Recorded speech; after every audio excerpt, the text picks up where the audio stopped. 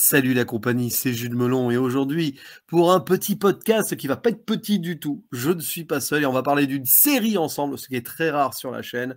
Je suis avec l'ami Sawyer, comment vas-tu? Bah écoute, ça va, merci beaucoup, ça va très bien, merci. Et je suis très content de parler de cette série parce qu'on l'a tous les deux découvert récemment. Eh Et, oui. et je suis vraiment très très content, donc merci pour l'invitation. C'est notre deuxième duo en parallèle avec la septième illusion. On s'échappe un peu, on s'évade de Effectivement. temps en temps, mais là, c'est vrai que cette série, on l'a découverte, allez, à 2-3 semaines d'intervalle en même Ouais, temps. c'est ça. C'est ça qui est fort, donc on s'est dit pourquoi pas en parler. Les Sopranos de Sopranos en version originale, créée par David Chase, voilà, qui a créé son chef-d'œuvre là. On le dit d'emblée, hein, on va pas faire non plus Oui, de il n'y a mystère. pas vraiment de suspense. Voilà, 6 saisons entre 1999 et 2007 pour 86 épisodes d'une heure environ, hein, et diffusé sur la chaîne HBO. Et c'est pas hasardeux que ça soit tombé sur HBO parce que, bah, on en parlera après, ça a inspiré beaucoup de séries du même genre. Ouais. Alors au casting, Puis HBO est évidemment, connu pour avoir une grosse réputation quand ah même, oui, de faire des bonnes séries, etc., quoi. c'est ça, c'est un univers un peu indépendant qui a fait des séries autres qui se rapprochent de l'univers cinématographique, mais ça on en parlera aussi. Moi, je pense Et qu'on bien parlera sûr, un peu de l'aura d'HBO aussi. bah oui. Et quel est qui c'est qui a ce rôle principal marquant de Tony Soprano? Bah, il faut le dire, c'est le regretté James Gandolfini qui nous a quittés il y a quelques années. C'est son rôle ultime, presque un rôle qui l'a épuisé, hein, d'une certaine manière. Lui qui n'a jamais vraiment aimé la célébrité. Je pense que quelque Et en part. soi, on peut le dire, je pense, parce qu'on est surtout là pour parler de la série, etc. Pas forcément dire si c'est bien ou pas, parce que vous Oui, avez compris qu'on aime tous les deux énormément la série. Mais je pense que c'est un, si ce n'est le plus grand rôle de série télé oui, ever, quoi. Enfin, avec peut-être Bryan Cranston, oui, c'est un très exactement. très grand rôle de série télé, quoi. Et c'est pas le premier parallèle qu'on va faire avec Breaking Bad, je pense, dans ce Ouais, podcast. Et puis bon, à ses côtés, on va citer, mais alors pêle-mêle, parce qu'il y en a plein, hein. Eddie Falco, qui interprète son épouse, Carmela, est aussi très forte, Carmela. hein, un personnage très digne, et il y a beaucoup de choses à dire sur elle aussi. Sur Mais le bon, féminin aussi, dans la série, il y a beaucoup de choses à dire. mais bon, d'emblée, on le dit, on ne sera pas complet. C'est impossible d'être complet Oui, sur un podcast comme cela, donc voilà. sinon on D'ailleurs, va on faire vous une invite. Snyder Cut, on va avoir un truc de 4 heures. Et on vous invite d'emblée déjà en commentaire à nous compléter, à dire des choses en plus parce que ça sera intéressant. On va aussi citer Michael Imperioli qui joue le fameux Christopher Moltisanti, le fils spirituel de Tony Soprano. Alors lui, il faut qu'on le mette en avant aussi, Steven Van Zandt, qui est quand même le guitariste de Bruce Springsteen, que tu vas bientôt Ah là voir là en là là concert là là. en plus. Silvio. Ah, Silvio, ah, c'est le Al Pacino, on y reviendra aussi, de, Et son portrait craché. de la série. Il y a celui que tu adores aussi, Tony Sirico, qui joue Paulie. Tony Sirico qui est décédé aussi malheureusement. Oui.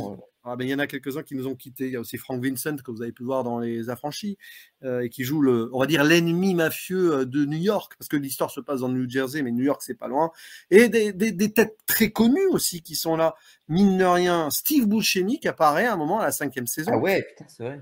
Et ouais, et qui avait même réalisé un épisode avant, celui où il marche dans la neige, là, Oui. Oh dans là, la la forêt. scène, le russe, ouais.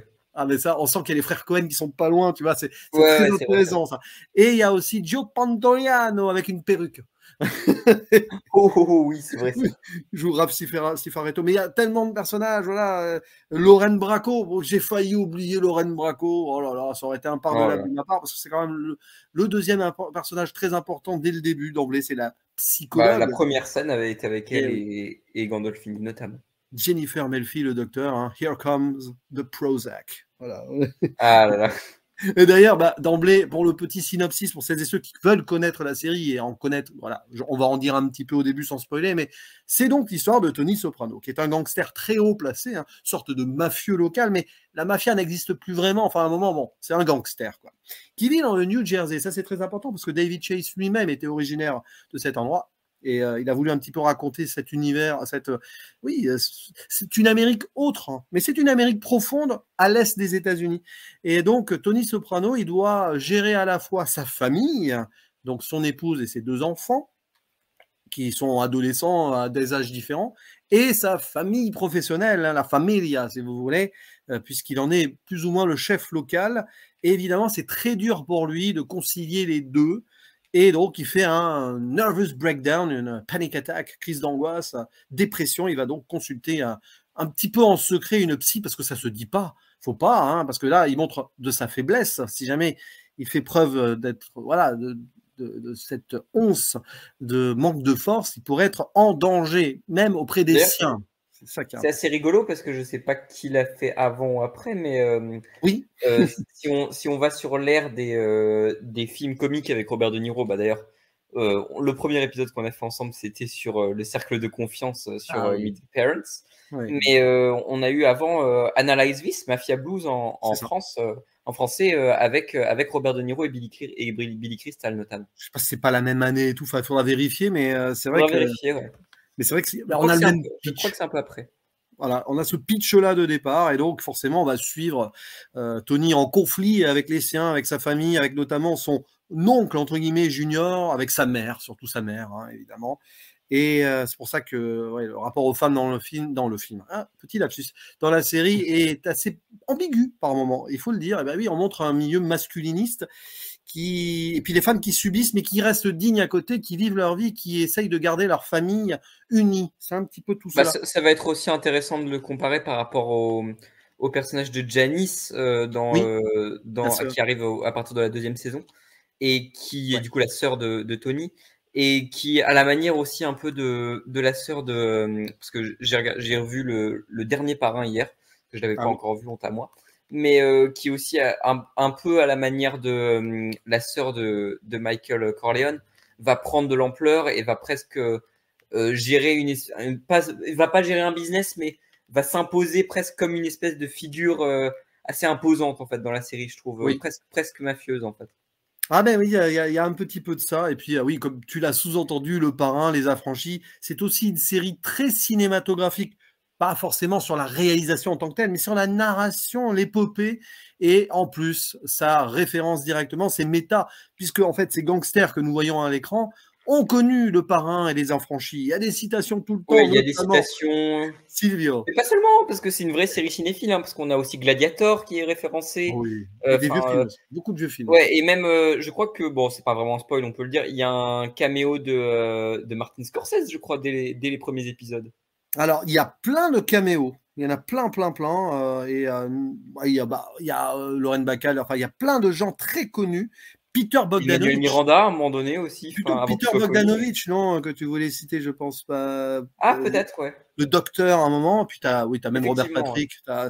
Tu as des grands noms comme ça qui apparaissent sur 3-4 épisodes. On sait qu'ils vont pas faire long feu. Mais oui.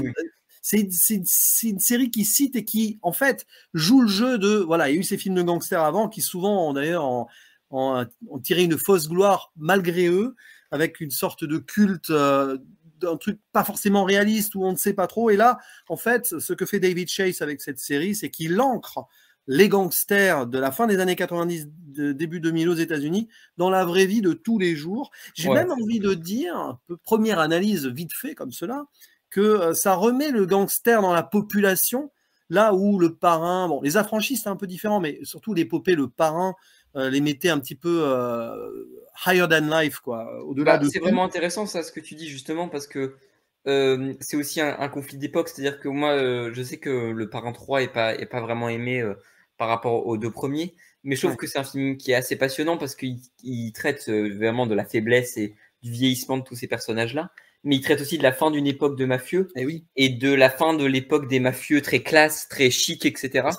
Qui va laisser place aux mafieux plus Scorsese, plus comme les Affranchis, enfin voilà, et notamment comme les Sopranos qui vont être là et qui vont des fois faire face à des espèces de rescapés de cette époque-là. Hein.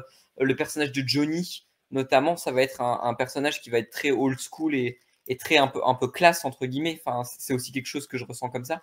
Mais c'est vrai qu'il va vraiment marquer une nouvelle ère et surtout sur un ton comique que peut parfois avoir un Scorsese ou quoi, mais sur un ton qui est parfois vraiment comique, mais je trouve qu'on arrive vraiment bien à gérer entre le drame et le comique dans la série. Il y a vraiment une gestion de ton qui est absolument parfaite.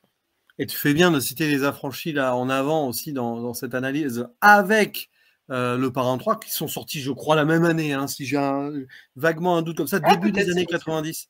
Et c'est ça qui est intéressant, c'est que la série, elle commence à la fin des années 90 et elle commande déjà le changement de la perception des gangsters au début des années 90. Et là, effectivement, c'est les 1990, pardon, je t'ai coupé, c'est effectivement 1990 pour les deux.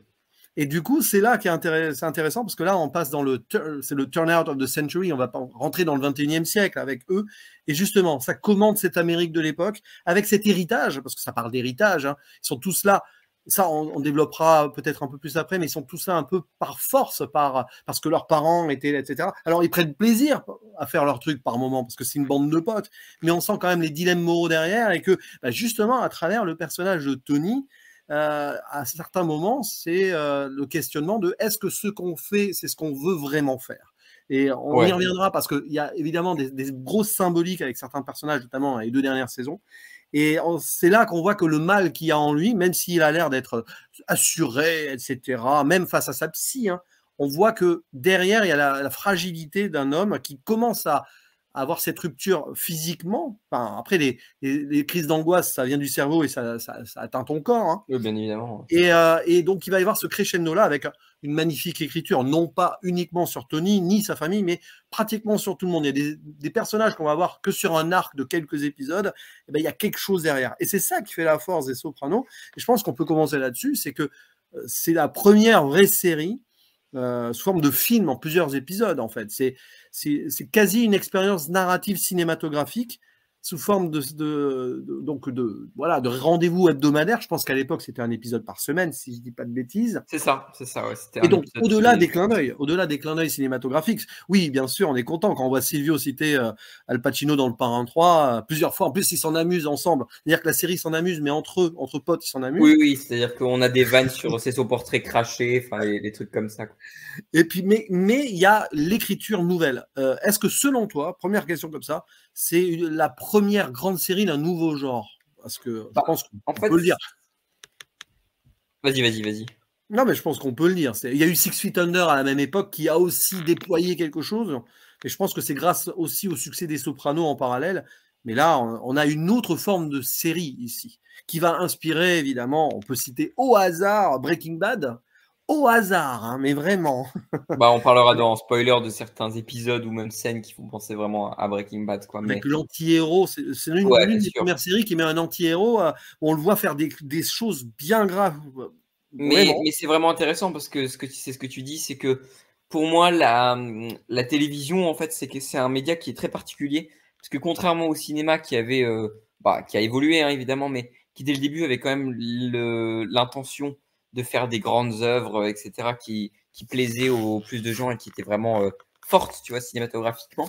La série, c'est assez compliqué parce qu'on a eu beaucoup de sitcoms et de télé, etc., et qui sont assez marquantes, mais qui sont assez à part, parce que disons que c'est compliqué à dire, mais la télé publique, on pouvait pas se permettre d'avoir des épisodes qui se suivaient ou d'avoir des trucs pour les gens pour les gens réguliers en fait qui regardaient la télé. Ils pouvaient la suivre comme ils voulaient, mais des fois en fait il fallait plaire au plus de gens et faut le dire, les gens ne prenaient pas, je pense, du temps chaque semaine pour voir un épisode, et donc souvent, on a eu des séries, si on prend des vieilles séries, hein, comme Magnum, comme, je sais pas, Miami Vice, ou des séries plus vieilles comme Le Prisonnier, etc., qui sont des séries, du coup, qu'on peut globalement regarder à part parfois, parce que même s'il y a des fois un fil rouge, c'est des séries qui ont un début, qui ont un épisode, qui ont tout le temps un début, un milieu, une fin, de la même manière que, enfin, d'une manière différente, mais la quatrième dimension, qui est une série qu'on aime tous les deux, je pense. Ouais. C'est une série avec plein de petites histoires courtes, mais du coup qui suffisent à elles-mêmes et où le seul point commun est Rod Sterling. Ça me fait penser parce que un peu avant sur HBO, une dizaine d'années avant, il y a eu les Contes de la Crypte aussi. Ah oui, bah oui. C'est petit bonbon ça aussi. Mais oui, c'est très intéressant ce changement du rapport à la série où ils osent, enfin David Chase ose et on lui donne les cartes blanches. Je pense évidemment on lui a donné carte blanche parce que ça a fonctionné très vite. Ça n'aurait pas marché très directement. Il aurait peut-être revu ses plans ou la série aurait été annulée. Hein.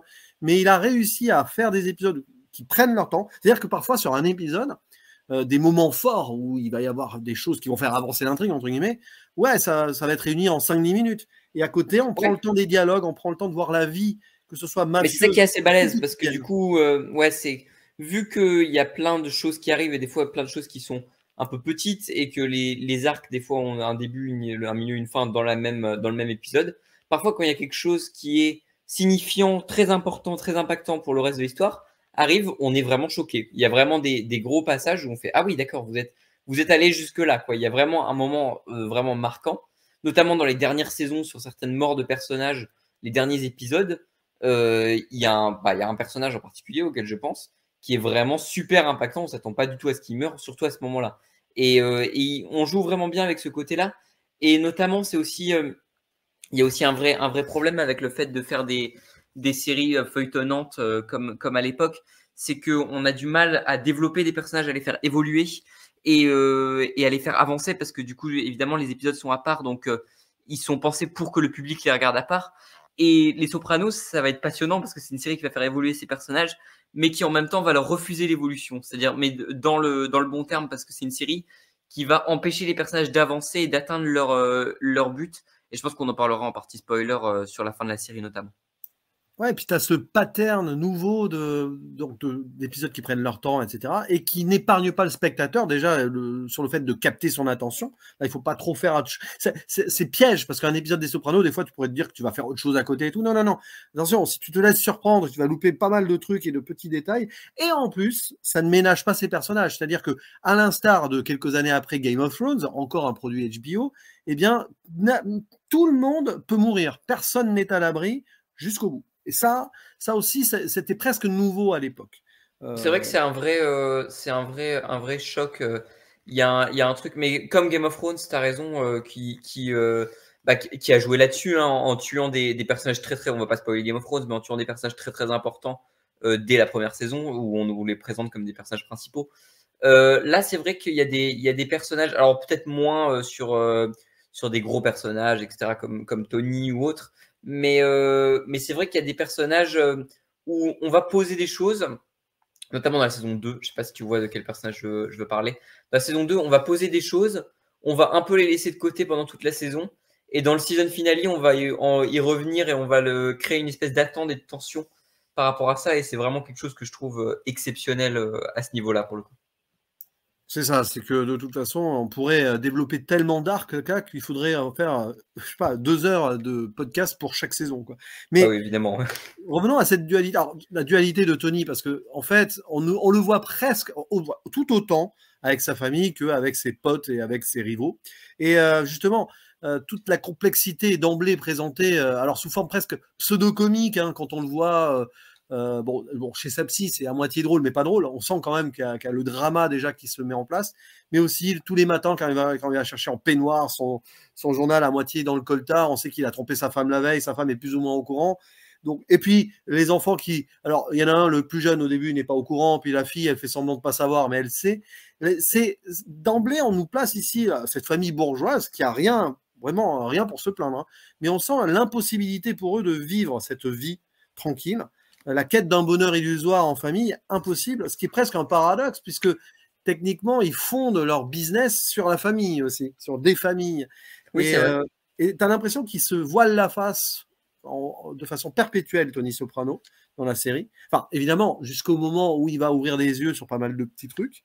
Et on en revient au personnage de Carmela, sa femme, qui, pour le coup, doit tout supporter. Et c'est pas forcément celle qu'on voit le plus, comme la psy en fait. Hein. Sa femme est une forme de psy indirecte aussi, mais plutôt pour sa famille au sens large. Et dans une série qui évidemment met le patriarcat en avant, je pense qu'on a 2 personnages féminins ici très marquants pour justement ressouder l'âme humaine du personnage principal et le côté familial de la vraie vie, quoi.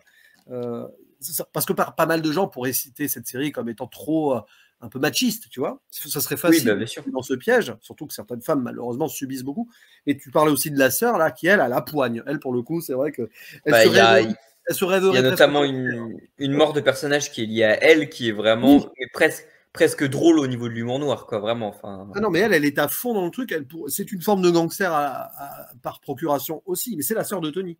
C'est-à-dire c'est le mais, visage un peu excentrique de Tony, quoi, à certains mais c'est moments. vrai, mais c'est vraiment intéressant, même ce rapport à Carmela, parce que Ah oui. dans les saisons, peu à peu, on va vraiment avoir presque une inversion des rôles de la femme qui est agacée, etc., qui est parfois jouée par Tony dans le foyer.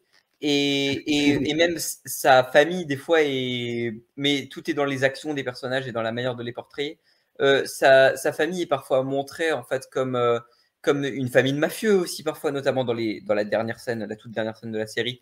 On en reparlera. Mais il y a aussi une vraie forme de confiance et du fait que c'est les seules personnes à qui il fait réellement confiance et avec qui il est vraiment à l'aise, en fait, globalement. Et moi, c'est quelque chose que je trouve absolument passionnant dans la série, quoi.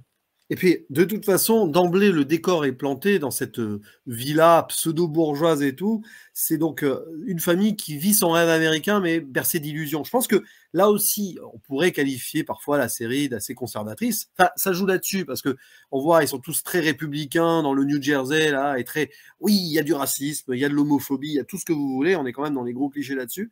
Mais en fait, David Chase, il déconstruit ça, et déconstruit cette Amérique aussi, en présentant ici le faux rêve américain d'une famille en apparence qui a tout ce qu'elle veut, tranquille, mais derrière, tout est déréglé, tout se dérègle petit à petit. Tant et si bien que, bon, c'est pas un spoil de le dire, mais les enfants, eux, ils vont tout faire pour paraître comme leurs parents. Quand on y pense, En plus, Meadow, oui, elle va ça va devenir, être une vraie, Meadow, ça va ça être va la être seule démocrate de la famille. c'est passionnant parce qu'il va y avoir une vraie réflexion sur le capitalisme, Ouais. notamment dans les dernières saisons sur l'homosexualité avec un personnage qui a une trajectoire qui est Oui. assez tragique mais que je trouve vraiment incroyable. Ouais. Et même dans les personnages des enfants, comme tu l'as dit, va y avoir tout un discours sur aussi la pensée philosophique avec le personnage de AJ à un moment donné. Oui, Le Anthony. personnage de AJ qui va être, je trouve, c'est marrant parce que j'ai appris que récemment qu'il n'était pas très apprécié et que beaucoup de gens le trouvaient énervant. C'est vrai que parfois il peut être assez agaçant. Il Mais a une progression très fulgurante. C'est-à-dire que il a une pendant les progression qui est parfois deux, tragique, trois- parfois comique. Enfin, il est passionnant ce personnage. mais dans les 2-3 premières saisons, il est là un peu en décor. Bon, c'est le jeune, quoi. C'est le jeune ado qui Ouais. là, rebelle, mais après, il va avoir vraiment quelque chose. C'est presque trop soudain son écriture, j'ai envie de dire. Mais c'est normal, ça va avec le changement d'âge aussi. Oui, bien sûr. Mais c'est vrai, Mais c'est vraiment intéressant. AJ, bon, on n'en parlera pas là plus précisément, mais lui aussi, un peu comme sa sœur, ça va à l'encontre de ce que ses parents attendraient peut-être de lui, ou plutôt Tony. Mais Tony, de toute façon, lui-même, il est dans cette ambiguïté, c'est que il veut être le mafieux américain, donc à la fois sensible à ses racines, comme tous. C'est marrant parce qu'ils sont tous d'origine italienne, hein, pour la plupart, en tout cas des principaux, mais ils veulent tous être américains. C'est des vrais Italo-américains, vraiment, quoi. Et même, tu vois, que Tony le dit dès le début à sa psy, il rêverait d'être Gary Cooper. Gary Cooper, c'est pas du tout le personnage mafieux italien, hein, c'est l'américain type, silencieux, fort, comme dans High Noon, un grand film, hein, le train sifflera 3 fois.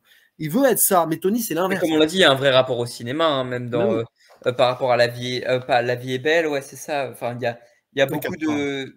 Ouais, c'est ça. Mais il y a aussi, vraiment... attends, la citation incroyable. Après, il faut avoir vu le film, mais Public Enemy No.1, qui est un film de gangster et tout, rapport à la mer, voilà, tout est là. Ah bah, le rapport à la mer est très présent dans les premières saisons et même dans les dernières, hein, par rapport à ce qu'il ressent sur son enfance, etc. Il y a vraiment quelque chose qui est extrêmement bien traité et quelque chose qui parle très bien de son enfance et de le milieu social dans lequel il a grandi et qui est quelque chose que je trouve rate complètement le biopic, enfin le préquel en film d'ailleurs, qui est sorti il y a quelques années. Que je n'ai pas encore vu, mais que toi tu as subi. Que j'ai subi, vraiment, ouais, c'est le mot. Et puis alors, ce qui est intéressant, c'est la famille professionnelle aussi de Tony autour, où alors il doit jouer un jeu perpétuel. C'est là aussi qu'il y a une belle ambiguïté, parce que c'est tout ça, hein, c'est la dichotomie de Tony, c'est que à la fois il doit se forcer à bien paraître parce que son leadership pourrait être menacé, parce que même ses potes, au final ce sont ses potes, mais si jamais il y a une petite place à se faire, hein, on ne sait jamais. Ah ouais, notamment le personnage de Polly. Oh oui, voilà. Mais quand même, il y a une vraie camaraderie, c'est vraiment des amis. C'est comme si nous, sur la 7e illusion, on faisait semblant, mais on attend de prendre ta place. Et de se tirer dessus. Non, mais voilà, c'est terrible parce que ça raconte bien la vie aussi. Dès que vous avez des amis dans le milieu professionnel pur, ah oui, non, mais il y a même un vrai discours par rapport à ce que c'est sur le monde du travail et sur le monde capitaliste américain, en fait, qui est vraiment passionnant, quoi. Mais là, c'est le capitalisme qui tue. C'est le vrai bien capitalisme sûr. américain, quoi, de toute façon. Et alors, évidemment, dans cette famille professionnelle, là, on a le fils spirituel de Tony, Christopher, qui n'est pas vraiment son neveu, mais par lien, parce que par alliance, par rapport à Carmela, je crois, c'est ça, ouais. Voilà, mais c'est tous plus ou moins des cousins, de toute façon, même qui s'en félicitent. Parfois, il y a des personnages qui disent moi j'aurais dû marier ma cousine et tout. Enfin, c'est. Bah oui, mais c'est le old school, en fait, à l'italienne, ouais. Avec les clichés qui vont avec, parce que c'est pas forcément comme cela que leurs ancêtres vivaient non plus. Mais Christopher, alors voilà, Christopher, c'est celui qui rêverait d'être Tony. C'est celui que Tony rêverait de prendre la suite. C'est intéressant qu'il aimerait qu'il aimerait voir Christopher prendre sa suite et pas son fils. Mais ça, même par rapport à ses archétypes, en fait, il est passionnant parce que c'est aussi, notamment avec le personnage de Adriana, je trouve qu'il y a un destin, je trouve, assez fou et qui a, je pense, un des épisodes les plus marquants de la série. Mais c'est vrai qu'il y a un vrai discours par rapport à ça sur ce qu'ils veulent être. D'ailleurs, il compare parfois Adriana à Carmela. Et il y a un vrai discours sur aussi ce que c'est une famille américaine, qu'est-ce que c'est une parfaite famille américaine qui est idéalisée par la société, etc. Et d'ailleurs, je crois que le tout dernier épisode de la série s'appelle Made in America ou quelque chose comme ça. C'est hyper ironique aussi. Hein, parce que bien sûr. Ils sont Made in America, oui, dans l'ambition et tout, mais ils sont aussi dans leurs racines. Et en fait, c'est l'héritage des familles ancestrales qui les met dans cette situation, en fait, au final. Bien sûr. Mais quand on le sait, hein, on sait comment ça fonctionne, les films de gangsters, parfois on parle, les Italo-Américains qui ont démarré les mafias aux États-Unis, c'est parce qu'ils étaient rejetés en arrivant et qu'ils ont dû se débrouiller comme cela pour faire leur business, sinon ils finissaient dans la rue. C'est ça la tragédie de l'Amérique. Il y a une vraie trajectoire par rapport à ça et même par rapport aux personnages. Mais c'est aussi, je trouve, une série qui va pas seulement se concentrer sur des adultes dans la quarantaine ou dans la cinquantaine ou quoi. Parce que un des personnages qui a une des meilleures trajectoires, c'est le personnage de Junior, de Corrado, justement. Mais oui. Qui lui va être posé comme un antagoniste dans la première saison. Et c'est ça qui est assez passionnant, c'est que dans la première saison, notamment, on pose les personnes plus âgées comme les gens qui vont entraver le chemin de Tony Soprano, parce que ça va être sa mère et son oncle. Ouais. Et Corrado va avoir vraiment une vraie, un vrai parcours par rapport à la santé mentale et par rapport à la transformation que je trouve passionnant et je trouve que son destin lui aussi est parfaitement maîtrisé de A à Z, quoi. Et t'as mis le doigt dessus, hein. C'est aussi un film de génération avec la vieille garde qui enferme ceux qui sont au milieu dans ce destin funeste, parce que quand on y pense, tous ces mafieux-là, ils sont destinés à souffrir, voire à mourir, on le sent. Ils ont mis le doigt dans l'engrenage, ils se persuadent d'être heureux comme ça, etc. Mais c'est quand même terrible. Mais il y a la jeune génération qui va essayer de s'en sortir, ou pas. Ça aussi, c'est la question qu'on peut se poser avec Christopher, ou avec les enfants de Tony. Mais c'est vrai que on va dire les ancêtres, entre la mère castratrice et qui veut la peau de son fils et qui va pas très bien au niveau santé aussi dans la première saison, et l'oncle qui est déjà au bord du gouffre dans la première saison, quoi. Et l'oncle qui décline au début par jeu, mais bon, après, finalement, ce jeu va-t-il retrouver la réalité? C'est quand même, c'est là où moi je trouve que c'est une vraie tragédie, c'est une comédie humaine à l'ancienne, à la Balzac, hein, si tu veux, tu vois, avec la tragédie derrière, où t'as ça a beau être des familles, mais en fait, s'ils peuvent se tirer dans les pattes pour des jeux d'influence et pour ambition et pour garder le leadership, ils n'hésitent pas. Et moi, je trouve ça violent. C'est une vraie violence, même si c'est des fois dégoupillé avec de l'humour et tout, mais ça, c'est pour faire semblant, de faire croire aux spectateurs que finalement, ça pourrait s'arranger. Mais pas du tout. Comme le dirait notre ami François Sentinelle. Hein. Pas du tout. Vraiment. La référence. Non, mais bien sûr, c'est vrai qu'il y a une vraie... il y a une vraie mélancolie dans la série, je trouve, qui se dégage souvent. Et je trouve justement, c'est ce que je disais au début, c'est une vraie volonté les personnages ne peuvent pas évoluer, n'arrivent pas à évoluer. C'est-à-dire que Tony, il y a plein de moments où on croit qu'il va guérir, il va y arriver, et on essaye de nous le sympathiser, notamment avec, on va en parler, mais son rapport aux animaux. C'est-à-dire que c'est l'incarnation même de l'ours, Tony, quand tu vois son regard, mais notamment avec des animaux que tu aimes bien, je crois. Donc je vais te laisser t'en parler. Mais surtout, voilà, sur l'évolution des personnages, je trouve ça passionnant. Ouais, c'est vrai, avec tout le délire avec les canards au début, c'est ça, c'est au fond de lui, sans s'en rendre compte, le fait qu'il apprécie ces canards, c'est parce qu'il a envie d'une liberté qu'il n'a pas vraiment. Il aimerait aller ailleurs, migrer ailleurs, dans une vraie vie au calme, mais non, il peut pas, parce que sa famille est là, son business est là, et sa réputation est là. Ouais, mais au fond de lui, c'est ça, c'est un gosse qui crie au fond de lui, qui a vite fait connu son père. Hein. Enfin, c'est surtout, il a eu son père par procuration avec oncle Junior. Quand on y pense. Ah oui, bien sûr. Christopher, c'est pareil, hein, il reproduit sur Christopher ce qu'il a eu lui. Les canards, le cheval. Alors évidemment, ce cheval là aussi, ils font des paris sportifs. Oh là là. Oh, C'est vrai qu'il y a il se prend d'une vraie affection pour le cheval. Limite, à un moment dans la série, le cheval, c'est la personne, c'est l'être vivant qu'il aime le plus dans la série. Ah bah oui, il y a un vrai. Puis il y a un meurtre d'un personnage par rapport au cheval Ah, mais oui, et évidemment. par rapport au truc qui est passionnant, quoi. Enfin, Un il meurtre y a à un la rapport Breaking aux Bad. animaux. Oui, oui, c'est vrai aussi. Ah ouais. Mais, mais non, c'est absolument passionnant en termes de développement de personnages aussi, sur ce que c'est aussi un mafieux et sur ce que c'est les codes d'un mafieux. Et ça va vraiment jouer sur ça pendant toute la série. Et voilà, et je trouve qu'il y a une vraie dose d'humour, c'est toujours fin, Ah mais oui. rien n'est jamais anodin. En fait, c'est ça Et que je l'écriture. trouve qui est la recette parfaite quoi, de la série.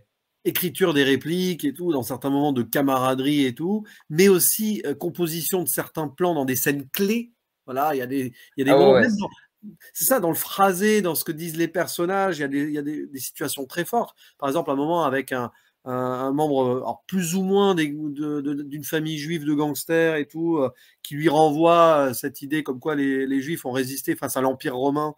Ah Il y a oui, et il un fait où truc sont qui les Romains à dégoûte. présent? Ouais, Mais voilà, bah, les Romains, ils sont là, du con, je sais plus ce qu'il ouais, dit. il les regarde, il fait ah, ils sont là, ouais, c'est Hey, sûr. you fuck, je crois qu'il dit un truc comme Ouais, ça. c'est ça, ouais. Et ça aussi, You're looking at them ou un truc comme ça, et ouais, c'est c'est ça. marrant parce qu'il entretient des bonnes relations avec les familles juives aussi à côté de Soprano. Limite, c'est le seul non-italien qu'il arrive à accepter, quoi. Oui, oui, c'est vrai, ouais. Mais même, par rapport au racisme, il y a un vrai, Ah, il y a une vraie thématique là-dessus sur Meadow, etc. Sur le mais personnage de oui, Meadow, il y a une vraie thématique sur qu'est-ce que c'est le racisme et en même temps le racisme qui est opposé au racisme de classe. En fait, c'est-à-dire que le personnage en question qui est méprisé par Tony parce que a des origines, je sais plus exactement. il doit être à moitié m'échappe. afro-américain, je crois, de mémoire. C'est ça. Je crois que voilà, c'est ça. Je me souviens que d'ailleurs, je crois qu'il utilise le N-word à un moment donné Ah oui, oui, non, dans mais la assez série. violent hein, dans les propos parfois. C'est assez violent, ouais. Mais notamment là-dedans, ce personnage-là va faire preuve d'un mépris de classe à un moment donné pour le Ça va personnage de avec. Meadow. Et ouais, c'est ça. Et il y a un vrai rapport par rapport à ça et par rapport au personnage de Tony qui au final est méprisé parce qu'il s'en rend pas compte. Mais en fait, la série fonctionne aussi sur un vrai rapport d'ascendance entre Hmm. personnages. Bah, C'est ascendance sociale, mais aussi ascendance de travail. tu as un exemple qui est très malaisant, c'est quand il amène son fils dans son quartier, là où il a grandi. Oh là là là là. Et bah, le quartier, il a évolué. Bah, et oui, c'est des pauvres qui vivent là. Et les pauvres, c'est en majorité les Afro-Américains qui se droguent. Et il va les insulter. Non, non, mais c'est. Ah, c'est assez violent. D'ailleurs, on comprend aussi pourquoi Tony méprise la drogue. Que Christopher a des problèmes de drogue, etc. Enfin, bon, après, lui aussi, il essaye des trucs. Hein, mais bon, il y a tout un délire là-dessus. Il y a une autre forme de drogue, Tony, c'est les femmes. Hein. Faut le dire Oui, aussi. mais c'est vrai que, juste pour revenir une dernière fois sur le truc de racisme, etc., il y a aussi un rapport par rapport à la manière dont ils utilisent les Afro-Américains. C'est-à-dire que les personnages vont tuer des gens parce que c'est des mafieux, mais vont aussi faire tuer des gens. Et souvent, il y a quelque chose par rapport à la classe sociale. C'est-à-dire que Tony va demander à Christopher d'effectuer un meurtre, qui va le demander à des Afro-Américains de quartiers pauvres, etc. Et il y a un vrai rapport d'ascendance qui est passionnant. Mais vas-y, je te laisse revenir Et là, c'est sur les l'Amérique. Hein. femmes. C'est Oui, bien intéressant, sûr. ça raconte l'Amérique, en fait, et l'Amérique de cette époque, mais aussi d'avant. Tout est lié. Et alors, autre chose avant, dans la zone spoiler, elle va peut-être même nous y mener indirectement, c'est l'importance de la musique. Chaque épisode a un thème clé. Voilà. Il y a je sais pas, plus d'une centaine, plus de 100, au moins 300 morceaux qui sont utilisés dans le long de la série, mais il y a des échos musicaux qui reviennent. Par exemple, on a le thème de Carmela, presque. Je sais pas si tu te rappelles, c'est le truc, la Vivo per lei d'Andrea Bocelli, sorte de Ah oui, putain, oui, oui, bah oui, alors mais ça, c'est génial, cette utilisation d'un morceau comme ça. Tu sais, c'est la racine italienne, la grande musique opéra, mais en fait, c'est un truc pop qui passe à la radio et que les Italiens méprisent. Hein. Donc, oui, c'est elle se vrai. croit italo-américaine, mais elle est plus en mode Mais américaine. c'est comme le rapport aux voisins aussi qu'on va avoir dans certains épisodes aussi par Ah rapport bon. à ce que c'est l'arnaque, etc. Et montrer aussi parce que les mafieux sont aussi des arnaqueurs qui avec leur jeu d'argent ou les choses comme ça et aussi. Mais même par rapport aux traders, aux trucs, etc. C'est un truc que Martin Scorsese a développé dans son Oui, Wall Street, c'est vrai. qui expliquait que les traders étaient les nouveaux mafieux. Mais c'est déjà très précoce là-dessus sur ce que c'est une société et comment la société est aussi dans l'arnaque et dans finalement l'escroquerie en fait.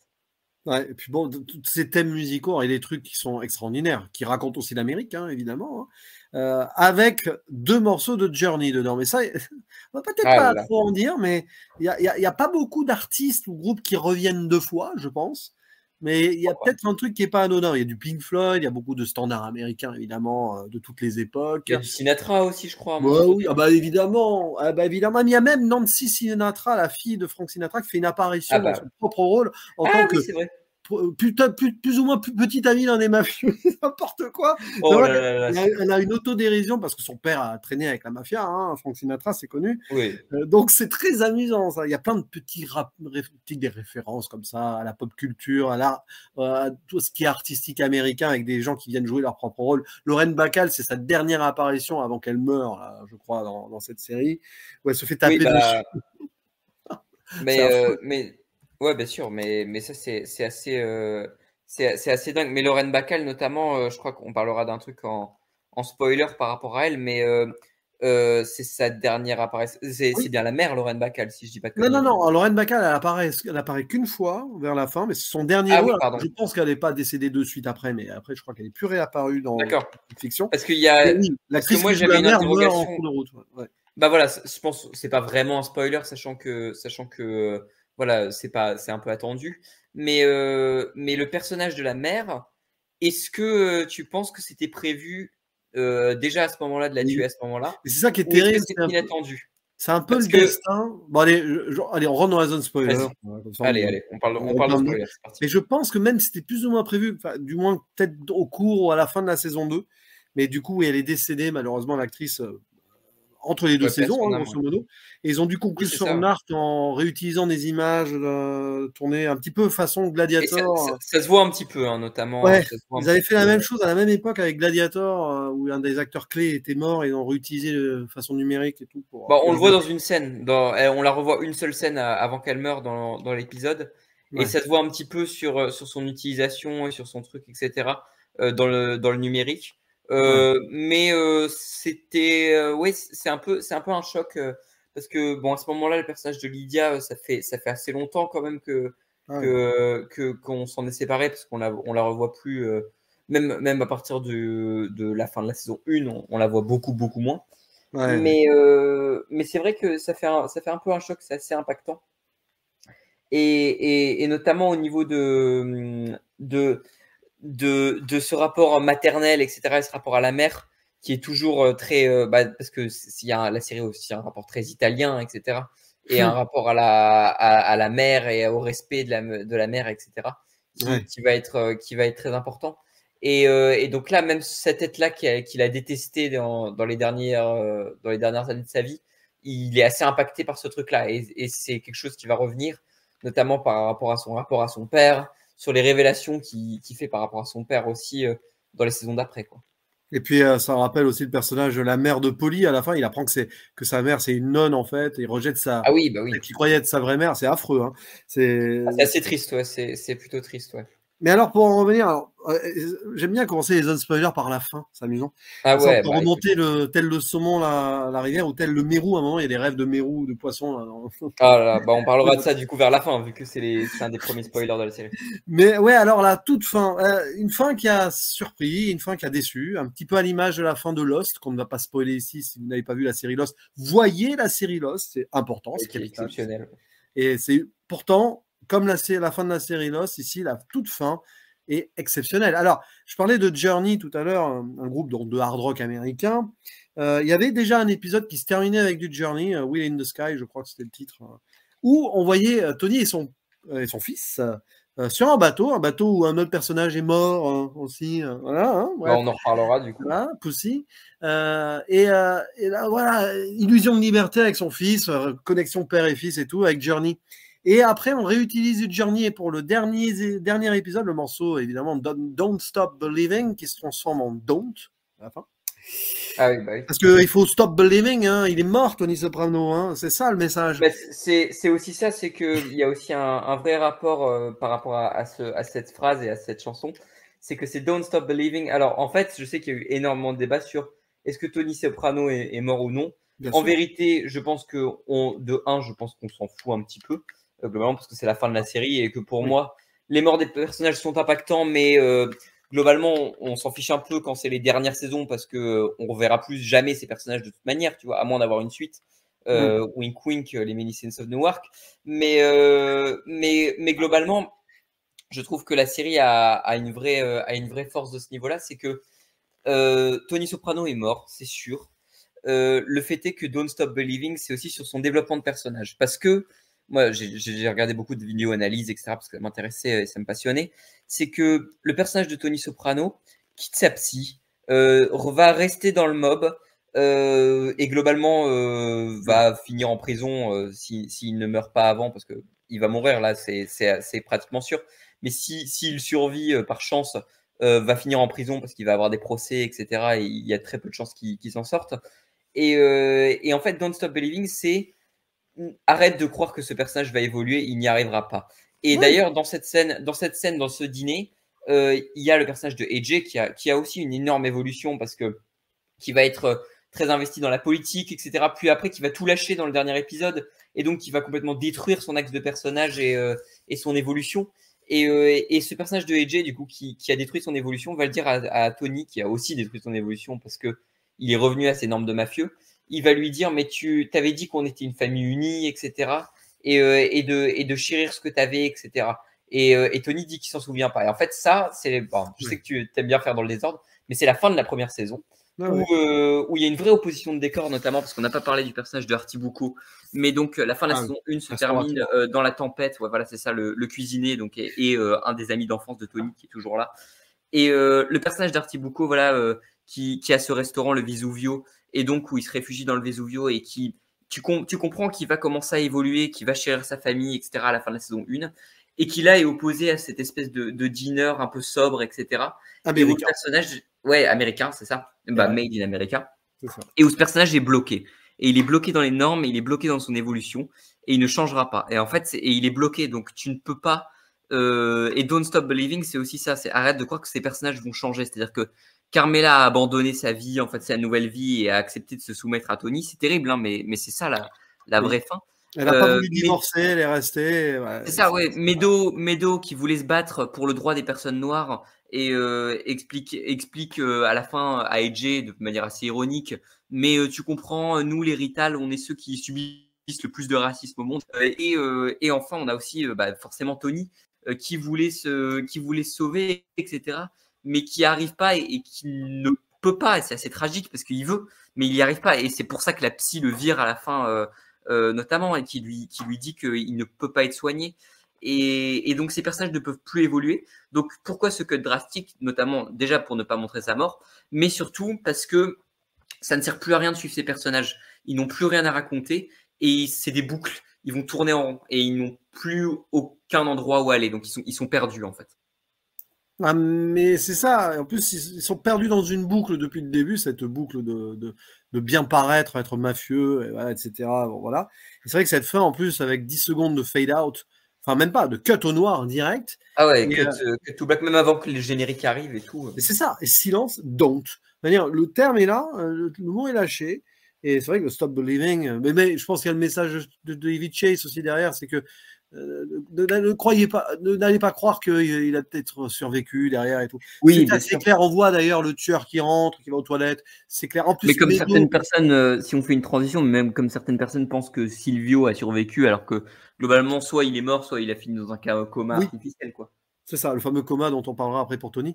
Et à la fin, en plus, t'as Meadow qui rate son créneau 2 fois. En plus, tu vois, elle a largement la place pour se garer. Ça veut dire que c'est ça, cette famille avait largement la place pour s'insérer en dehors du système mafieux, on va dire. Mais non, ce foire, comme Tony a échappé à la mort 2 fois aussi dans la série, elle va se garer à une 3e fois. À la fin, il va pas rater sa mort une 3e fois. Enfin, on va pas citer le coroner de Chronique Fiction, mais il a pas il n'a pas raté sa mort à la fin cette fois-ci. Mais d'ailleurs, il y a même un rapport à ça, parce que au-delà du fait que Tony n'évolue pas et n'arrive pas à évoluer, il entraîne dans la chute, mais il dégrade les autres personnages, parce que le personnage de Bobby, qui est présenté comme un personnage positif, qui aide les gens, etc., va se dégrader peu à peu, notamment dans la dernière saison. Avec sa sœur. Après ce que Tony lui fait faire, etc. Après que Tony se soit fait démolir la gueule par Bobby, qui est la seule personne qui a réussi à battre au corps à corps Tony, d'ailleurs, dans toute la série, et qui se sent humilié, et donc qui va venir lui faire quelque chose qu'il déteste. Et donc, quand tu remarques en fait la série, quand tu regardes la dernière saison, il va être très en arrière-plan, très en homme de main, etc. Et il y a cette phrase qui dit You probably don't even hear it when it happens, right? Donc tu ne l'entends même pas quand ça arrive. Donc en parlant de la mort de Jean, et qui explique ce cut to black à la toute fin. Mais et notamment ça résonne avec la mort de Bobby, qui est une des morts les plus tristes, je trouve, de la dernière saison pour le coup. Oh, de toute façon, on va pas faire la liste de tous les morts, mais il y en a. Bon, il y en a une, puisqu'on remonte là. C'est d'ailleurs quelque part, Tony va offrir une porte de sortie à ce personnage. Et là, c'est une cruauté, mais Tony, il sait qu'il pourra jamais évoluer, en sortir. Il est dans cette boucle finale. Eh bien, à un moment, avec Christopher, alors que c'est censé être le fils spirituel et tout, bon, Christopher se drogue et tout, et il cause un accident. Il est avec Tony, ils ont un accident de voiture. Donc déjà, bon, il le sait. Voir que Christopher n'a pas réussi à quitter la drogue, alors pourtant ils ont fait tous les efforts pour, ça le tue, ça aussi, Tony à l'intérieur. Bon, Christopher est grièvement blessé. Il aurait pu, peut-être qu'il serait mort, hein, bêtement, à l'hôpital. Peut-être que, voilà, mais il aurait peut-être pu s'en sortir. Et Tony, c'est pas uniquement en voyant que s'il y avait sa fille derrière dans le siège à bébé, elle serait morte, parce que Christopher a une fille, etc. Oui, une deuxième épouse, parce que Adriana est morte. On parle d'Adriana après aussi. Ouais. Mais Christopher, Tony va tuer Christopher. Et en fait, sur ce moment-là, on peut se dire c'est un acte cruel, d'une violence absolue et tout. Mais pour moi, c'est vraiment une interprétation. Pour moi, c'est comme un suicide indirect et symbolique où Tony, en voyant son miroir plus jeune, Christopher, celui qui serait devenu Tony, il le libère en fait de ce destin. Un destin où Christopher n'aurait fait que souffrir et faire souffrir les siens aussi et se détruire encore plus. Et en fait, en le voyant comme ça, il se dit, bon, voilà, j'ai plus qu'à l'achever sans lui mettre une balle dans la tête, c'est pas ce qu'il voulait. Il lui abrège ses souffrances, en fait, dans les deux sens du terme. Pour moi, Tony, oui, c'est un acte cruel, il tue son fils, quoi. Mais j'ai un peu l'impression à ce moment-là que il arrive à faire quelque chose qu'il n'aurait pas pu faire avec lui-même et il sauve Christopher d'une certaine manière. Je ne sais pas si tu peux le sentir comme ça aussi. C'est un peu compliqué, moi je ne l'ai pas vraiment interprété comme ça. C'est aussi que il voit Christopher et il voit ce personnage de Christopher qui a réussi plus ou moins à évoluer en fait au long de la série. Parce que le personnage de Christopher, donc lui pour le coup c'est un personnage qui change, etc. et qui évolue au fil de la série. Et quand il le voit avec cette casquette en train de changer, etc., tu as presque l'impression qu'il ne sait pas trop comment se positionner. Et c'est quand il voit aussi que le personnage de Christopher se drogue et qu'il pensait qu'il avait arrêté, qu'il va aussi arrêter et qu'il va abréger ses souffrances. Parce que aussi Tony est déçu de ce truc-là et pensait que Christopher avait évolué. Et pour moi, toute la fin de série est axée sur l'évolution et la destruction de personnages notamment. Et je trouve que il y a aussi ce rapport-là avec. Je pensais qu'il allait pouvoir changer. Je pensais que contrairement à moi, il allait réussir à s'en sortir. Et au final, même pas, en fait. Et je trouve que c'est assez beau, mais c'est assez tragique. Une terrible ambiguïté parce que la musique choisie sur ce moment-là, il l'écoute en voiture, c'est Comfortably Numb de Pink Floyd, qui est un morceau mais extraordinaire en plus, et qui dit beaucoup de choses dans le sens où, bah, c'est ça, Christopher, il est devenu Comfortably Numb parce qu'il a eu sa fille. Mais bon, il quand même continue à se droguer. Mais il a aussi réalisé son rêve à faire un film sur un d'ailleurs, Christopher, c'est très triste parce que justement, vu qu'il meurt c'est de lui dont je parlais d'ailleurs en partie no spoil. Ouais. Mais Christopher, vu qu'il meurt en tout début d'épisode, le dernier épisode, l'épisode d'avant lui est un peu dédié sur sa fille, sur ce conflit, ce dernier conflit avec Polly, etc. Et tu sens qu'il veut évoluer, qu'il veut parler de sa fille, etc. Mais les autres le tirent vers le bas. Et donc, il décide de retourner dans ses remords et de tuer le gars qui lui explique que, et qui lui met la vérité en face, qui lui dit, mais Christopher, tu es dans la mafia, tu ne peux pas évoluer, en fait, tu ne peux pas changer. Ouais. Et donc, il l'exécute brutalement. Et c'est un des moments les plus marquants, je trouve, de la série aussi. De toute façon, son destin était bouclé et scellé au moment où il accepte la mort d'Adriana. Franchement, on peut revenir sur la mort d'Adriana aussi rapidement. Adriana qui était elle a été prise par le FBI, elle devait balancer, quoi. Et d'ailleurs, mention spéciale, parce que j'ai oublié le nom de l'actrice, je suis désolé. Mais l'actrice, la comédienne qui joue Adriana, qui est mais d'une candeur et d'une touche qui est extrêmement touchante, je trouve. Et du coup, sa mort est vraiment destructrice. Je trouve ça assez terrible, quoi. Enfin, je pense que c'est la mort qui m'a le plus attristé de toute la série, quoi. C'est Drea De Matteo, voilà, on peut citer son nom. Voilà, D'ailleurs, beaucoup d'acteurs et actrices ont des origines italiennes aussi, c'est très amusant, hein. Ils sont allés au bout du truc. Et c'est vrai que la mort d'Adriana, bon, alors, dans ce milieu, si tu es une balance, c'est impossible, Ah, vraiment. c'est terminé, quoi. Il y a deux choses dans ce milieu, c'est soit tu es une balance, soit tu es homosexuel. Non, mais grosso modo, c'est ça, parce qu'il y a Vito aussi. Ouais. Personnage on n'a pas abordé Vito, mais aussi c'est une thématique sur l'homosexualité. Et Poussy qui fait la balance pendant. Alors le pauvre, hein, il était contraint et forcé aussi. Hein, t'as plusieurs personnages comme ça qui ont des destins dramatiques, qui n'ont plus le choix et qui, on sait, alors, qui sont bloqués, quoi. Enfin, il y a des personnages qui ont un destin scellé et tu sais qu'ils vont mourir, quoi. Enfin, c'est assez terrible. Mais ce qui est terrible, c'est que Vito, tout l'arc autour de Vito, on y croit presque qu'il en sort. Mais bon, ça reviendrait à abandonner sa famille. C'est ça qui est terrible. Une famille qu'il a créée comme une façade, mais il a quand même eu des enfants qu'il aime. Oui, c'est ça, ouais. Double vie, terrible. Ce qui arrive au fils de Vito, c'est terrible aussi. Enfin, la manière dont il est traité, c'est horrible, quoi. Enfin, mais c'est ça qui est terrible, c'est qu'ils ont tous des doubles vies et des fois ils y croient en ces doubles vies. Mais c'est pas possible. On peut pas avoir ces deux vies en parallèle. Comme Tony, il peut pas rêver aussi d'être deux personnes. Et d'ailleurs, Tony rêver. Alors moi, ça, je trouve que c'est l'un des grands moments psychologiques de la série. C'est un moment. Bon, il se fait tirer dessus par l'oncle Soprano, hein, l'oncle Junior, au pancréas. Moi, j'étais persuadé. À un moment, j'étais en train de me dire. C'est ce que tu m'as dit en vocal d'ailleurs, ouais. Mais ouais, mais il va mourir et on va avoir après des petits moments où il est dans l'entre-deux ou après la mort où il va vivre une vie parallèle. Alors là, ça aurait été Lost un peu. C'est ça qui ouais, c'est ça, ouais. Mais ou Leftovers. Mais attention, je ne spoil rien sur Leftovers, mais l'idée de fantasmer des choses à certains moments. Et donc le moment où il est dans le coma. Il va se rêver autre. Et c'est là, en fait, à moitié mort, entre deux, hein, dans un purgatoire, que Tony peut enfin imaginer une vraie vie où il serait quelqu'un d'autre. Toute cette histoire dans cet hôtel-là. C'est ces derniers moments où il fait vraiment preuve de bonté et de dignité, je trouve. Mais c'est là où on sent qu'il aurait voulu être quelqu'un de bien et de lambda. Et même en termes de parenthèse, on peut aussi le dire, c'est que je trouve que James Gandolfini fait un travail exceptionnel dans ces scènes-là où il est vraiment, il s'éloigne vraiment du personnage de Tony qui est l'espèce d'ours qu'il a joué pendant toute la série. Et il fait un espèce de personnage sincère, destructeur. Enfin, il est exceptionnel, quoi, vraiment. Mais ce qui est incroyable dans tout cet arc de rêve à l'hôtel, alors ça a inspiré déjà un des plus grands épisodes de série de ces 20 dernières années, à savoir l'épisode International Assassin de Leftovers. Quand tu le verras, tu penseras à moi, à l'hôtel, tout ça. Ça. Tu vas adorer. Et je vois ici, Damien Lindelof lui-même a dit qu'il avait beaucoup aimé Les Sopranos. C'est pas un hasard. Donc il n'y a pas que Breaking Bad avec la mort de Ralph Cifaretto qu'on découpe dans tous les sens. Parce que ça, c'est vraiment très... Et qu'il y a un vrai truc de Breaking Bad avec où on reconnaît un peu Jesse et Walter White dans le personnage de Tony. Et d'ailleurs, Jesse, c'est Christopher et Walter White, c'est Tony. Bien sûr.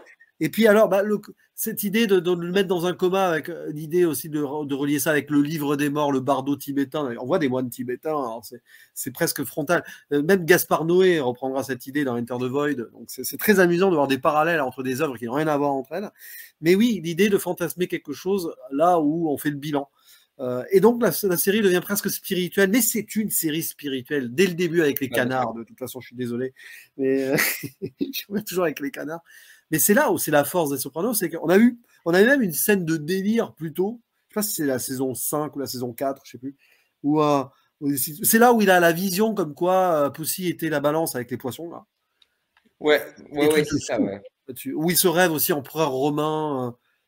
Ah oui, c'est vrai qu'il y a ça aussi. Oh là non, mais c'est démentiel. Et ça, j'adore parce que c'est vraiment des épisodes qui ont inspiré des séries dans une écriture un peu parallèle sur des épisodes spéciaux comme Lost ou les Leftovers. Hein. Mais vraiment. Ah oui, non, mais très clairement. Et on voyait pas ça à l'époque. Et puis, je pense à Breaking Bad aussi. Il y a des même en termes de pure mise en scène, hein, il y a un vrai travail de mise en scène qui est exceptionnel, quoi, dans la tension et dans les plans. On sort d'une narration, même Breaking Bad le fera avec l'épisode de la mouche, par exemple. Ah oui, bien sûr. Truc mort de rire comme ça. Mais c'est ça qui fait la grandeur des Sopranos aussi. Donc moi j'ai vraiment cru que Tony allait mourir et je dis ça aurait été complètement fou et on aurait pu imaginer. Je me suis dit qu'il y avait beaucoup d'épisodes qui restaient, mais oui effectivement tu peux y croire pour le coup, vraiment. Disons que c'est vrai que s'il restait que 3-4 épisodes, tu aurais pu y faire 2 épisodes sans Tony, l'après Tony aurait été très intéressant. Après tout, la série s'appelle The Sopranos. au pluriel. Là. Ouais, bien sûr. Voilà. Mais puis après, quand on remonte, il y a d'autres morts. Est-ce que tu as une autre mort qui te revient en tête, là, qui te marque? Alors, celle d'Adriana, évidemment.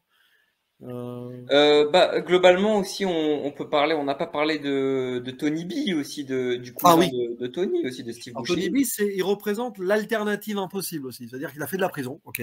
Il en ressort et il veut se ranger. Mais lui aussi, il peut pas se ranger. Il va Oui, il n'y retomber. arrive pas et du coup, sa fin est assez tragique, mais son destin est assez scellé aussi à partir d'un moment où je crois qu'il tue le frère de Phil, etc. Mais c'est aussi une série qui est pas manichéenne, je trouve. C'est-à-dire que les antagonistes, globalement, sont assez perfectionnés. Et c'est-à-dire que ce qui est terrible, c'est que pas Richie, pardon, Ralphie, qui a Oui. été quand même un énorme sac à merde pendant toute la série, parce que faut le dire, parce que les scènes avec la prostituée, etc., qui sont quand même assez terribles, quoi, Il pour fait le cramer le coup. cheval aussi. Voilà. Ouais, voilà, enfin voilà, il fait cramer le cheval et tout. Et il meurt quand même au moment où son fils est en état critique. Ah Enfin, c'est assez terrible, quoi. Enfin, comme moment. Enfin, ouais. c'est vraiment dévastateur, quoi. On ne sait même pas si le fils va en sortir. Hein, c'est derrière. Oui, on sait même pas si le fils est mort ou non. Mais et d'ailleurs, on n'a pas parlé d'un truc, mais c'est que globalement, les seuls antagonistes qui sont vraiment des pourris jusqu'au bout, eux, mais alors finissent dans des trucs presque comiques, mais vraiment, c'est-à-dire que Richie se fait descendre par Janice, mais c'est presque de l'humour noir. Ah oui. Vraiment, c'est-à-dire que Richie, donc pour les gens qui sont intéressés mais qui n'ont pas encore vu ça, c'est donc alors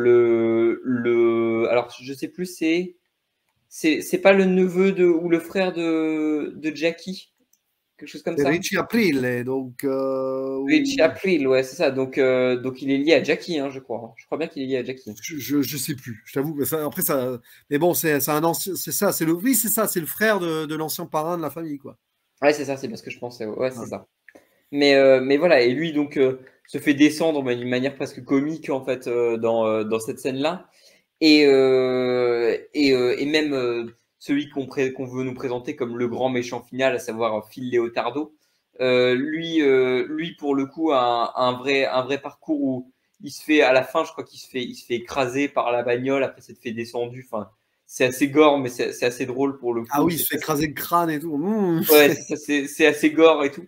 Mais voilà, et aussi, on n'a pas parlé d'un dernier truc et d'un personnage qui, moi, me tient beaucoup à cœur, c'est le personnage de Johnny aussi. Ah oui, alors Johnny Sack, mais pas sac à merde, hein, du coup. Johnny Sack s'écrit Ouais, eux-mêmes. mais Mais qui lui, lui, alors c'est terrible. Oh là là, lui, il meurt dans la lui, c'est maladie très la triste plus pour le coup, vraiment, absolue. parce que lui, il se prend de la prison parce que, Mais la justement, on n'a pas déchéance, parlé. la déchéance avec la famille aussi, Ah, quand on mais de le sort de la prison. manière de montrer, ouais, mais la manière de montrer aussi ces personnages qui sont des puissants, c'est-à-dire que Tony et Johnny sont des personnages puissants et qui, à la fin de la saison 5, courent comme des cons pour échapper à la Et police ce qui est aussi. Enfin, terrible pour Johnny, c'est qu'il y a déchéance absolue, c'est quand pour le mariage de sa fille, on le sort de prison, il pleure devant tout le monde.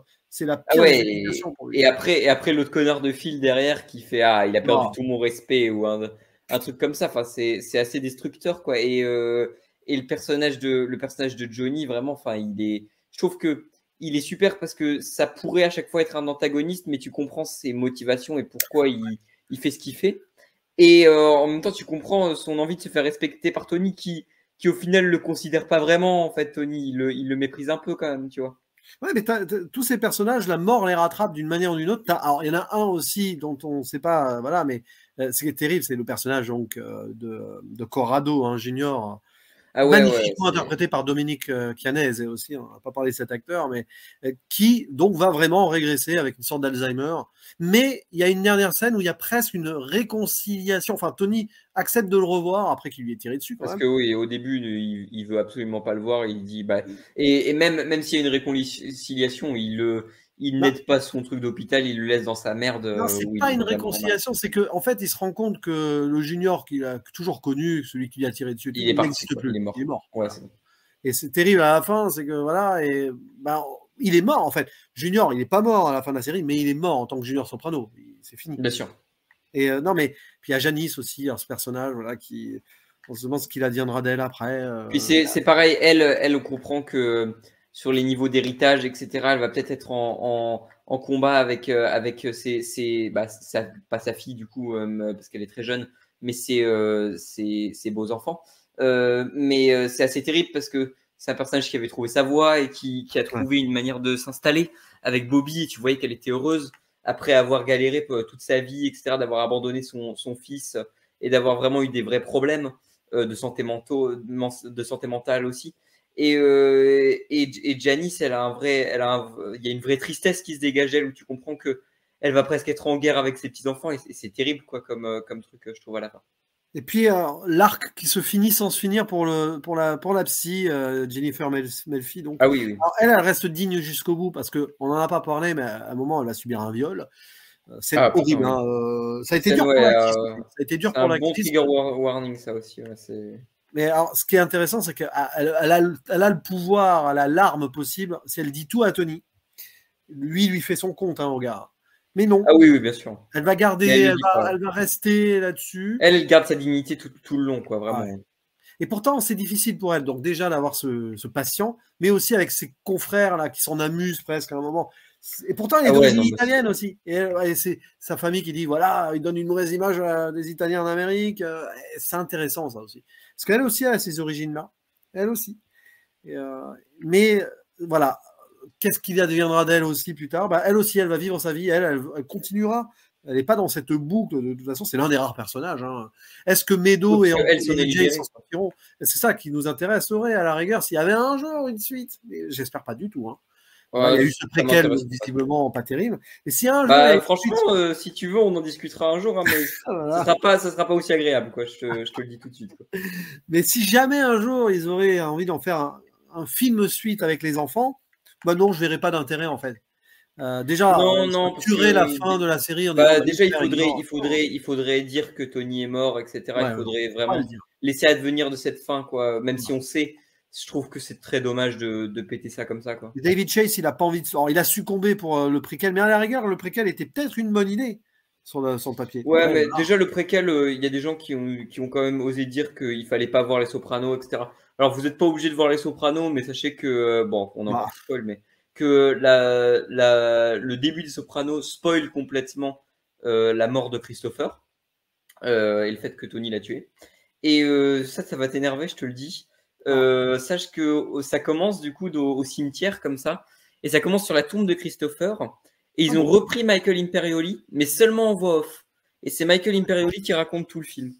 Ah oui, bon, c'est pas très malin ça, ils auraient dû situer directement dans le passé, point barre. Parce que c'est sur donc le père de Christopher, donc Dicky Moltisanti, mais vraiment moi c'est un film que je trouve abject et que je rejette complètement, quoi, le spin-off. Vaut mieux en rester sur cette série. On peut refermer la zone spoiler. On a refermé la zone spoiler. Il y a des gens qui sont revenus, qui n'ont pas encore tout vu ou qui n'ont rien vu. Et voilà. Alors, c'est une série qu'on vous conseille vivement pour plein de raisons. Pour pratiquement toutes les raisons possibles, en fait. Parce que déjà, c'est une magnifique aventure. Et que quand elle s'arrête, il y a un manque. Et ça, c'est le propre des grandes séries. Alors, je ne suis pas ultra série. Enfin, je regarde moins de séries qu'avant. J'ai été très série. Quand un film s'arrête, oui, t'es triste de quitter le film et tout, mais tu vois, tu restes avec un peu, etc. Quand une série s'arrête, c'est pas pareil. Je sais pas si tu ressens ça. Non, c'est très différent. T'as vécu une aventure de plusieurs semaines et tout, et là, il y a quelque chose qui te prend. C'est vrai qu'il y a un vrai truc qui se termine, quoi, et c'est assez terrible. Ouais. Et là, je suis en train de vivre un peu la même chose avec notamment la série, beaucoup de gens l'ont revu, je pense, mais The Bear, et qui est vraiment une série où moi je m'identifie à certains personnages, et ça me crée vraiment le même effet, je trouve. Moi, c'est récemment, je vois peu de séries, je me fais des séries cultes de temps en temps. J'ai ressenti pareil avec Six Feet Under. En plus, ce dernier épisode. Il faut que je la vois aussi. Ouais. Il faut que tu vois. C'est une magnifique aventure aussi, qui est très psychologique sur la réflexion humaine. Alors, en plus, face à la mort, c'est le genre de série, qui te fait grandir à tout âge, en fait. Quel que soit l'âge que tu as en la découvrant, quel que soit ce que tu as vécu, tu ressens des choses en la voyant où il se passe des trucs. Voilà, tout simplement. Ouais, d'accord. Je pense que tu es dans le bon âge pour la découvrir, Six Feet Under en plus. Parce que je vais la regarder très bientôt. Là. Je vais peut-être me faire Twin Peaks avant. Twin Peaks, c'est autre chose. D'ailleurs, Twin Peaks aussi est une inspiration pour les Sopranos. Parce que les qui aussi, on a parlé du début des séries, etc. J'ai parlé des séries feuilletonnantes, etc. Mais j'ai pas parlé de Twin Peaks aussi, qui est quand même une très très grande série et qui est une des séries préférées de beaucoup de cinéphiles. Ah, mais l'univers de Twin Peaks, c'est fou. Enfin, l'univers de David Lynch au sens large. Mais voilà, pour en rester aux Sopranos, c'est une aventure constante qui, évidemment, il y a des personnages, il y en a qu'on voit partir, qu'on voit souffrir, qu'on voit être de purs salopards, mais quand même, on ne peut pas s'empêcher d'avoir une petite empathie. C'est ça la force de cette série. Comme Breaking Bad l'a fait aussi. C'est vrai qu'on ne peut pas s'empêcher d'avoir de la sympathie pour Walter White, alors qu'il devient quand même le pire des connards possible. Mais c'est ça, la force de faire jouer plusieurs sentiments avec ambiguïté, à l'image de Tony Soprano, de toute façon, qui a cette ambiguïté perpétuelle, et de tous les personnages autour. Faut l'avoir pour aussi, évidemment, la performance de James Gandolfini. On ne peut pas s'empêcher de voir là un acteur qui nous a quittés. C'est ce qui rend certaines scènes encore plus fortes au final. Ouais, notamment la scène qui a été relevée aussi, mais la scène d'intervention dans la maison de Christopher, quand Christopher est en train de se droguer et que tout le monde arrive dans la baraque et que Christopher dit un truc à Tony du genre tu vas mourir d'une crise cardiaque quand tu auras 50 ans. Putain, oh là là, c'est assez terrible, quoi. Mais même des scènes, il y a vraiment des scènes, je trouve que je trouve d'une tristesse incroyable, mais juste avec le regard d'un personnage, quoi. Enfin, moi, la scène où justement on parlait de Junior qui perd peu à peu la boule, et moi c'est un de mes personnages et une de mes trajectoires préférées de la série. Mais la séquence où justement il arrête pas, vu forcément je sais pas si beaucoup de gens le savent, mais je pense que beaucoup de gens sont au courant, mais les gens qui sont atteints de ce genre de maladie où ils perdent peu à peu la mémoire, etc., et les souvenirs, vont se raccrocher à un détail ou un truc forcément pour essayer de s'accrocher, etc. Et c'est assez terrible. Et je trouve que la série a l'air, enfin je m'y connais pas forcément, mais a l'air plutôt exacte dans ce qu'elle décrit des maladies mentales, etc. Et du coup, donc le personnage de Junior va relever que je crois que Tony était très mauvais en foot et donc il a arrêté, etc. Et ça va énormément énerver Tony. Et il y a un dernier plan où Junior est en train de regarder la télé et il lui dit mais pourquoi est-ce que tu te raccroches toujours à un truc comme ça? Ça peut pas être un truc positif. Il dit mais est-ce que tu m'aimes ou pas en fait? Et tu vois que Junior commence à pleurer. Et c'est juste des regards, mais c'est tellement dans la subtilité et dans la pure tristesse que je trouve que c'est vraiment une œuvre d'art. C'est exceptionnel. Voilà. Et si on peut terminer sur une note plus positive, écoutez, sachez que pour les gens qui connaissent et qui regardent cette série, moi j'adore cette série vraiment. Junior, quand Junior commence un peu à perdre pied, il se reconnaît dans une autre série HBO qui est Larry David. D'accord. Dans Curb Your Enthusiasm, et qui est un peu ce personnage comme Junior, qui est ce personnage un peu ronchon, mais qui a souvent raison, mais qui est en décalage avec sa société, quoi. Non, mais il y a des petites références, de toute façon, on peut faire des échos un peu dans tous les sens. C'est aussi la force de cette série qui a tellement inspiré derrière. Voilà, si vous avez aimé ces dernières années des séries comme Breaking Bad ou Game of Thrones, alors pour des raisons différentes, vous allez y retrouver l'embryon de cette grandeur qui est développée de toute façon tout au long donc, des 6 épisodes, pas du tout, des 6 saisons de la série Les Sopranos qui, sans Les Sopranos, il n'y aurait peut-être pas eu cette ouverture et cette liberté dans certaines productions sérielles. Lost aussi, quand même, je pense que même si c'est ABC, c'est pas pareil, mais développer des trucs comme ça, Damon Lindelof, à mon avis, voilà, il a un petit peu bien étraîné ses gammes en voyant, mais je crois qu'il écrivait déjà des trucs à l'époque Lindelof, quand même, largement même, fin 90. Oui, mais voilà, Les Sopranos, c'était un plaisir d'en parler avec toi. C'est peut-être l'une des émissions hors live les plus longues que j'ai enregistrées sur la chaîne, d'ailleurs. Effectivement. T'as vérifié. On avait beaucoup de choses à dire. Une émission que vous avez peut-être écoutée en plusieurs fois, on vous le conseille, parce que bon, ou alors sur la route, si vous avez des longs trajets, c'est un podcast après tout. Limite, je le mettrai sur Spotify, celui-là aussi d'ailleurs. Écoute. Voilà, tant qu'à y être. Et mais mon cher Sawyer, voilà, nous on se retrouvera évidemment pour d'autres aventures sur la 7e illusion, entre autres. Bien sûr, bien évidemment, on a beaucoup de projets et notamment de se diversifier plus que dans les vidéos et dans d'autres formats. Donc on espère que ça vous plaira dans le futur. Voilà, avec des articles aussi, il y a des projets là qui sont prévus et peut-être au moment où c'est publié, là on aura vu Kung Fu Panda 4. On verra. On verra ce que ça donne. Rien à voir avec Les Sopranos, à moins que tu arrives à faire une référence. Il n'y a pas de canard dans Kung Fu Panda 4, je sais pas. Peut-être, il y a Monsieur Ping. Ah oui, mais c'est une oie. C'est pas pareil. Oui. C'est pas pareil. Non, non, voilà, Les Sopranos, foncez. Voilà, vous ne regretterez clairement pas cette aventure sérielle. Et puis, bah, peut-être qu'on se retrouvera pour parler d'autres séries un jour aussi, hein, mais d'autres films très certainement ici sur la chaîne. Et il n'y a plus qu'à faire le mot de la fin. Voilà, tous les gens qui ont réussi à nous écouter jusqu'au bout. À la prochaine. Ciao, ciao. Ciao.